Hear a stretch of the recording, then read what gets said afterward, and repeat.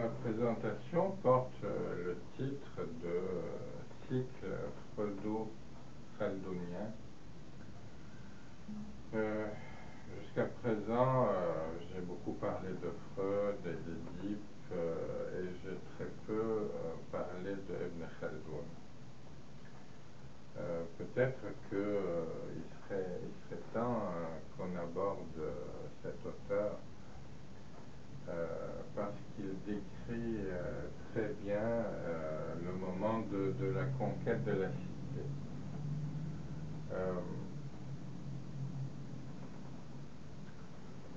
Il décrit également abondamment la situation des nomades d'Afrique du Nord, parce que c'est un auteur qui a habité en Afrique du Nord et qui donc a observé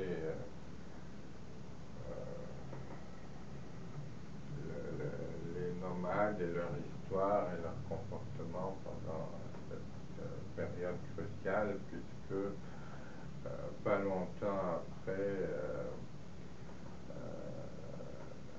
l'empire arabe du vivant de Ibn Khaldoun allait être détruit par les armées nomades de Tamerlan. Et il se trouve que Ibn Khaldoun était à Damas au moment où Tamerlan a mis le siège sur Damas, et il a rencontré Tamerlan. Enfin, ça c'est de la petite histoire. Ce que je voulais vous dire à propos de Ibn Khaldoun, c'est qu'il nous décrit une situation où la dynastie régnante qui fait suite à la conquête, cette dynastie régnante ne survit que pendant 4 générations. Pourquoi 4 générations? Est-ce que c'est quelque chose d'empirique? Est-ce que c'est une idée empirique? Est-ce qu'il a réussi à observer comme ça dans son environnement 4 générations successives dans les dynasties régnantes, ou bien est-ce que c'est quelque chose de logique? En tout cas, le talent d'Ibn Khaldoun a le mérite de nous donner une description qui est plus logique qu'empirique, puisqu'il nous dit que les 4 générations qui se succèdent sont les suivantes. La première des générations est celle qui a l'expérience de la conquête. C'est celle qui a effectivement conquis la cité. Donc, elle parvient, grâce à cette expérience de la conquête, à maintenir d'une main de fer son pouvoir sur la cité. La deuxième génération, donc les enfants de ceux qui ont conquis, basent leur pouvoir sur un apprentissage. Sur un apprentissage du pouvoir, et ne possèdent pas, par contre, l'expérience de la conquête. Donc, c'est des gens qui sont un petit peu plus faibles que la génération précédente. La troisième génération, c'est la génération qui favorise la tradition.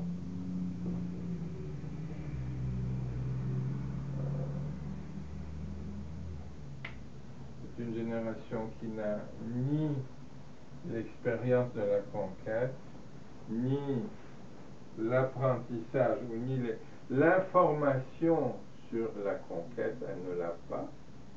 Ou bien c'est pas une information de fraîche date, si vous voulez.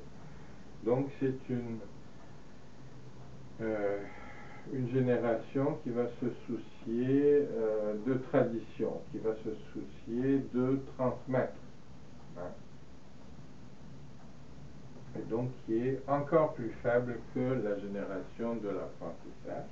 Et pour finir, nous avons la quatrième génération, qui est une génération qui est, mettons, marquée par la mêmeté, hein.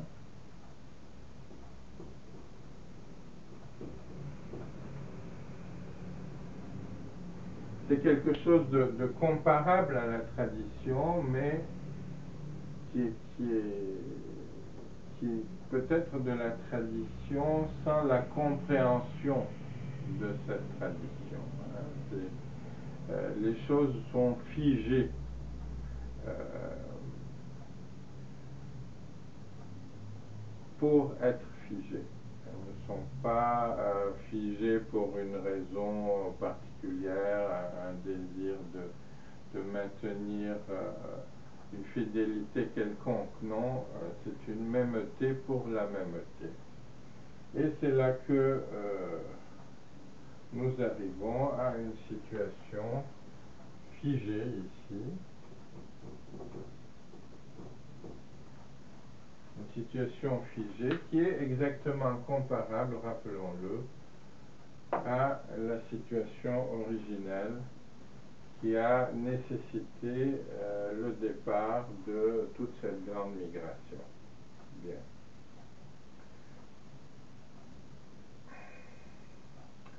Ce que j'aimerais signaler au fond, maintenant que nous avons dessiné les choses au complet, ce que j'aimerais signaler, c'est que nous avons traversé au fond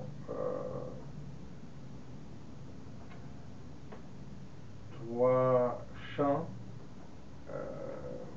scientifiques ou champs théoriques. Nous avons traversé le champ individuel subjectif. Nous avons également traversé le champ anthropologique, quand nous avons parlé des nomades. Et pour finir, nous avons traversé le champ sociologique, puisque nous avons étudié, enfin observé ce que Ibn Khaldoun nous dit de la cité, de la vie dans la cité. Et nous avons pu constater qu'il était possible d'unifier ces trois champs à travers un seul et même concept, qui est celui de l'animal totémique. C'est-à-dire que nous avons ici un concept dont la définition est identique dans les trois champs. Nous avons vu par exemple que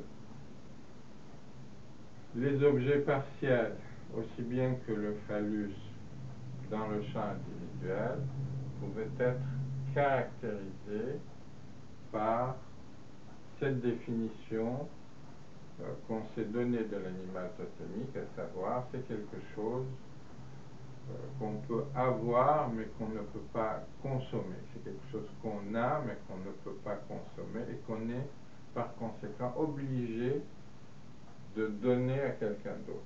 Ça, c'est la définition générale de l'animal totémique. Donc on a vu que cette définition s'applique parfaitement aux objets partiels et au phallus, hein, puisque un objet partiel, on l'a vu, le sein, les fesses, la voix, le regard, tout ça, ce n'est pas pour moi, c'est toujours pour l'autre, le phallus également. Je ne peux pas le consommer pour moi-même.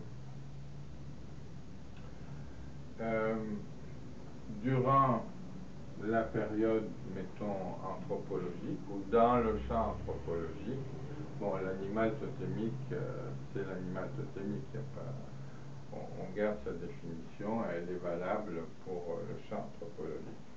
Mais venons-en à la cité. Est-ce que nous avons